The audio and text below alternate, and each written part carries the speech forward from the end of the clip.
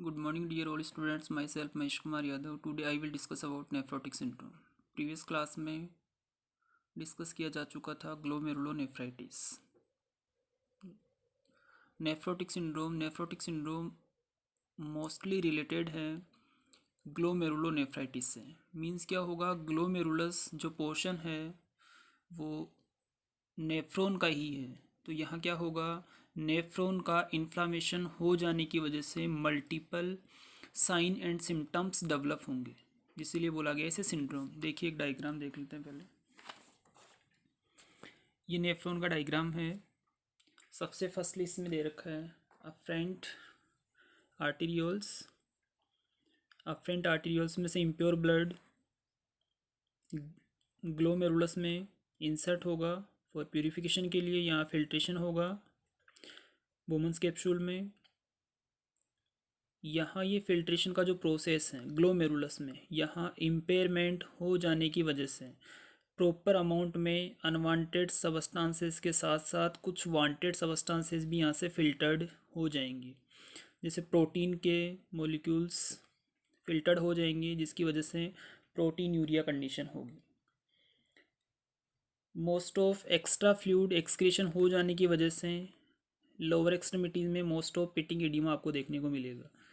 Next condition में है, यहाँ से यदि एक्स्ट्रा फ्लूइड एक्सक्रीशन होगा तो इफरेंट आर्टीरियोल्स में प्यूरिफिकेशन हो जाने के बाद लेस अमाउंट में ब्लड आगे सर्कुलेशन में पहुँच पाएगा, जिसकी वजह से ब्लड प्रेशर भी क्या हो जाएगा, डिक्रीज हो जाएगा। तो देखिए सबसे फर्स्ट है नेफ्रोटिक सिंड्रोम का डेफिनेशन।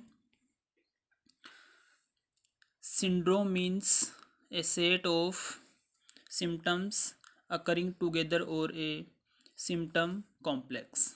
सिंड्रोम का क्या मीन्स होगा, group of symptoms.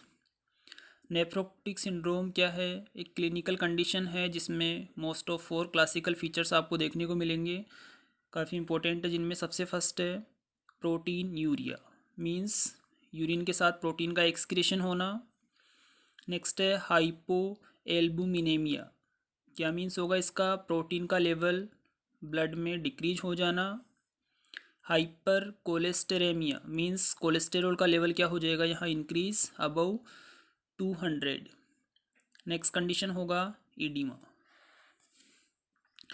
Nephrotic syndrome mostly affect करेगा एनी एज पर्सन्स में, बट जो मेनली इसका अफेक्ट है वो है अडल्ट में। और यदि चिल्ड्रंस की बात की जाए तो चिल्ड्रंस में इसका एज ग्रुप होगा 2 to 6 ईयर्स। जो डिसऑर्डर है वो कॉमन रूप से मेल एंड फीमेल्स को सेमली अफेक्ट करेगा। नेफ्रोटिक सिंड्रोम के क्या कोजेस या क्या ईटियोलॉजी हो सकती है, सबसे फर्स्ट जो कि प्रीवियस क्लास में हम देख चुके हैं ग्लोमेरुलोनेफ्राइटिस का कंडीशन। तो यहाँ भी सबसे मोस्ट इम्पोर्टेंट होगा, नेफ्रोटिक सिंड्रोम को प्रोड्यूस करने में सबसे फर्स्ट कोज है रीनल कोज का, जिसे बोला गया है ग्लोमेरुलोनेफ्राइटिस, जो कि मेन कोज है। इसके अलावा ग्लोमेरुलोनेफ्राइटिस के अलावा नेफ्रोटिक सिंड्रोम डेवलप करने में इम्पोर्टेंट रोल है नेफ्रोटॉक्सिक ड्रग्स, ऐसी ड्रग्स जो नेफ्रॉन के लिए टॉक्सिक सब्सटेंसेस प्रोड्यूस करेगी, जिसमें है मरकरी, बिस्मिथ, गोल्ड, केप्टोप्रिल। नेक्स्ट है कुछ एलर्जेंस है जो भी क्या कर सकते हैं, नेफ्रोटिक सिंड्रोम प्रोड्यूस कर सकते हैं, जिनमें फर्स्ट है पोलन्स, स्नैक बाइट करने की वजह से एलर्जी इफेक्ट होगा, हनी बी स्टिंग की वजह से भी, एंड पोलियो वैक्सीनेशन की वजह से भी एलर्जी होने की कंडीशन से क्या होगा, नेफ्रोटिक सिंड्रोम में वो देखने को मिल सकता है। कुछ स्पेसिफिक सिस्टेमिक डिजीज हैं जैसे malaria, leprosy, syphilis, hepatitis B, diabetes mellitus, leukaemia, emphysema emphysema नहीं होगा, यहाँ एम्फाइसीमा दे रखा है, एम्फाइसीमा होगा। एम्फाइसीमा का means permanently dilation of terminal ending points of एल्वियोलाइज। Cardiac failure, next इसका क्लासिफिकेशन दे रखा है। मोस्ट ऑफ इसे 2 टाइप्स में डिवाइड किया गया है। सबसे फर्स्ट अंडरलाइन कोज की वजह से, जिसे 2 टाइप्स में डिवाइड किया है, प्राइमरी कोज और सेकेंडरी कोज। प्राइमरी कोज में देखिए स्पेसिफिक रीनल से रिलेटेड होगा, एंड सेकेंडरी क्या होगा, रीनल के साथ साथ अदर बॉडी से भी रिलेटेड होगा। नेक्स्ट पैटर्न है इसका हिस्टोलॉजी के अकॉर्डिंग, हिस्टोलॉजी के अकॉर्डिंग सबसे फर्स्ट है MCD means minimal changes disease, and second जो पोर्शन है वो है मेम्ब्रेनो प्रोलिफरेटिव ग्लोमेरुलोनेफ्राइटिस। देखिए स्पेसिफिक कोई ज़्यादा डिफरेंस इन दोनों में नहीं है।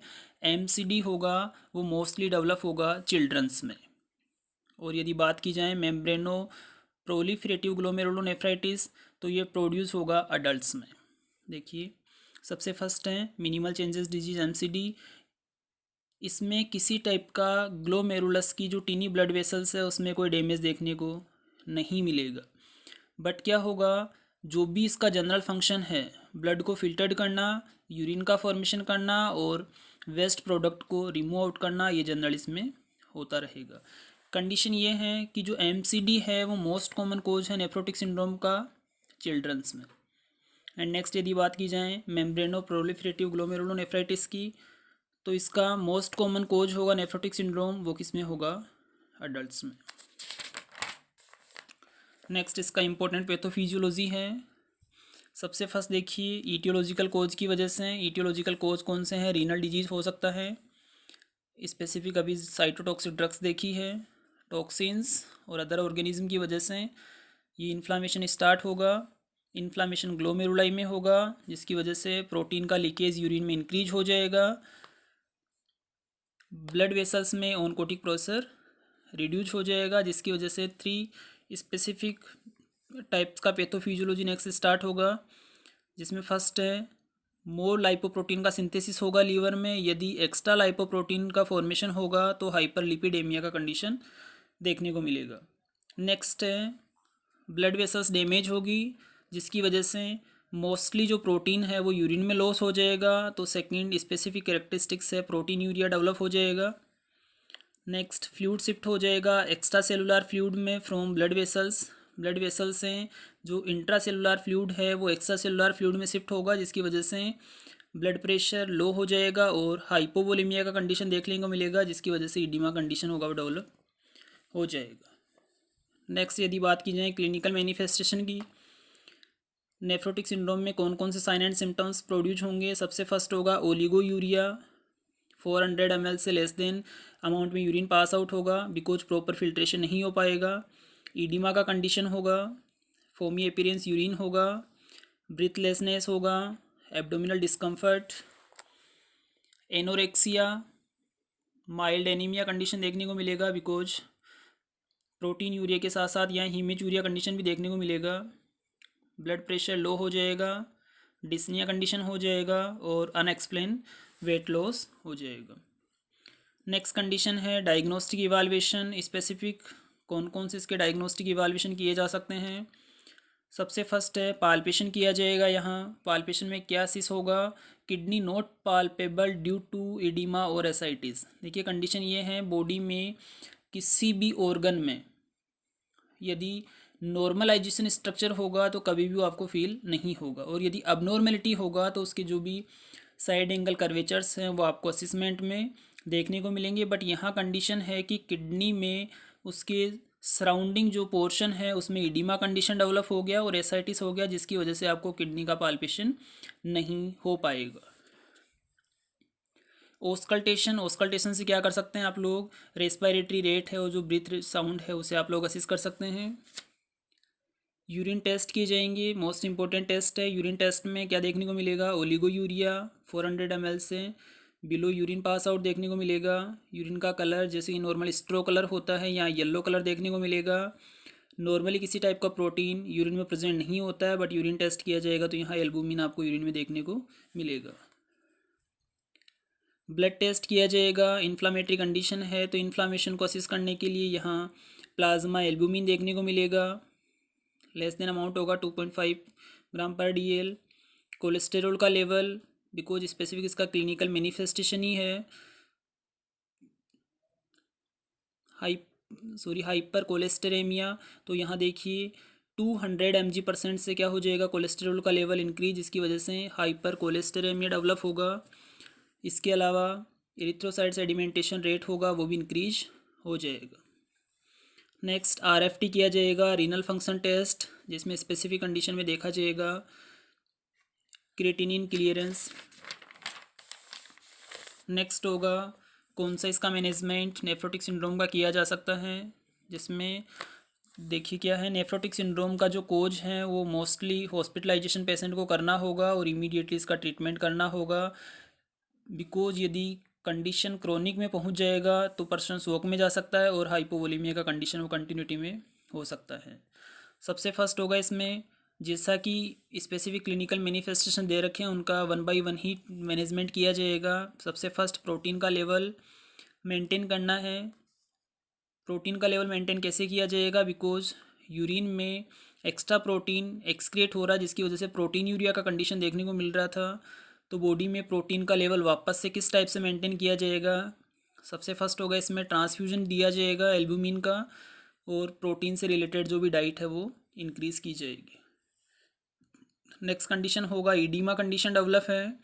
ईडीमा में क्या दिया जाएगा पेशेंट को, डायूरेटिक्स, जिसकी वजह से जो भी बॉडी में स्टोर फ्लूइड है वो ऑस्मोटिक डायूरेटिक्स की वजह से बॉडी से एक्सक्रीट आउट हो जाएं। कुछ इसके मेडिसिन्स हैं जैसे थायाजाइड है, फ्रोसेमाइड है, हाइड्रोक्लोरोथायाजाइड है। नेक्स्ट होगा पेशेंट का इंटेक और आउटपुट चार्ट भी मेंटेन किया जाएगा कि कितना फ्लूइड पेशेंट को इंटेक करवाया गया है और कितना फ्लूइड उससे एक्सक्रिएशन में देखने को मिला है, मीन्स आउटपुट मिला है। कंप्लीटली साल्ट से रिलेटेड, सोडियम से रिलेटेड जो डाइट होगी उसे रेस्ट्रिक्ट करना है, पेशेंट को नहीं देना है। लिपिड का लेवल इंक्रीज हुआ है बिकॉज लीवर के द्वारा एक्स्ट्रा कोगुलेशन किया गया है लिपिड का, तो इसका क्या ट्रीटमेंट किया जाएगा, लो फैटी डाइट दी जाएगी। सेचूरेटेड फैट को अवॉइड किया जाएगा, जैसे कि सेचूरेटेड फैट में होगा बटर, मीट और एग योक। नेक्स्ट होगा इंक्रीज़ किया जाएगा अनसेचूरेटेड फैट, जिसमें एग्जांपल्स हैं olive oil, avocado, fish and nuts.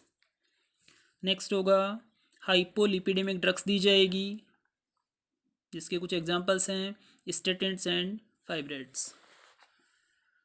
Next management होगा किडनी को डैमेज होने से प्रिवेंट करना है, इसके लिए क्या दिया जाएगा, कोर्टिकोस्टेरॉइड्स जो कि एंटी इन्फ्लामेटरी ड्रग्स होगी।